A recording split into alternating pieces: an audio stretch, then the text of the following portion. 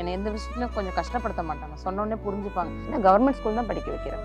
சரிம்மா நாளைக்கு வாங்கி கொடு, நாளைக்கு வாங்கி கொடு. இருக்கும்போது நான் நிறைவேற்றிடுவேன் அவங்க ஆசையை.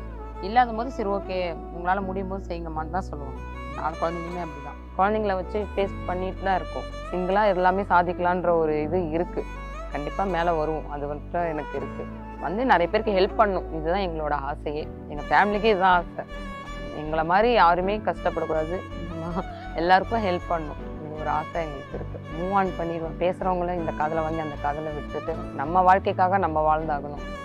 அவங்களெல்லாம் பார்த்தா நம்ம வாழவே முடியாது. அடுத்தடுத்து நம்மளோட ஒர்க் என்ன அதை தான் பார்த்துட்டு நாங்கள் போயிட்டே இருக்கோம். குழந்தைங்களுக்காக என்னென்ன இன்னும் பண்ண முடியுமோ அதெல்லாம் நான் பண்ணணும் அப்படின்னு ஆசைப்பட்டு அவங்கள என்ன ஆசைப்படுறாங்களோ அதை படிக்க வைக்கணும். படிப்புலையும் எல்லாருமே ஃபஸ்ட்டு. அதனால் எனக்கு அது ஒரு சந்தோஷம் கொடுத்துட்ருக்காங்க. குழந்தைங்களும் நல்லா படிக்கிறாங்க. மதரசாவுக்கு போயிடுவாங்க, டியூஷன் போயிடுவாங்க. வீக்லி தான் நாங்கள் ஷூட் மேக்ஸிமம் பண்ணுவோம். அந்த படிப்பு விஷயத்தில் நாங்கள் அவங்கள இதுவே பண்ண மாட்டோம். அவங்கள டிஸ்டர்பே பண்ண மாட்டோம். நாங்கள் எடுக்கிறோன்னா கூட இவங்க வரமாட்டாங்க.